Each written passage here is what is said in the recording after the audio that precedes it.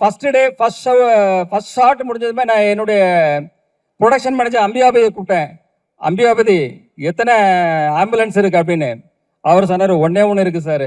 ஒன்றெல்லாம் பத்தாது, 2-3 வைங்க. யாருக்கு வேணா எப்போ வேணா என்ன வேணா ஆகும்.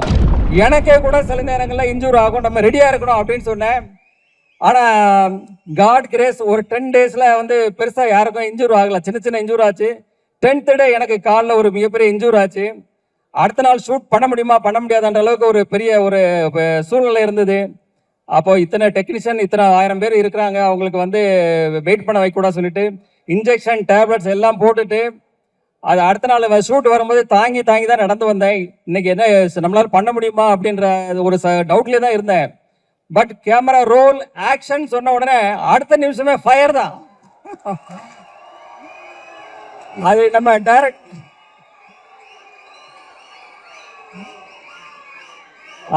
நம்ம டைரக்டர் சார் சொன்ன மாதிரி அந்த எனர்ஜி எங்கேருந்து வருது தெரியாது. அது காட் பிளஸிங், கடவுளுக்கு தான் நன்றி சொல்லலாம்.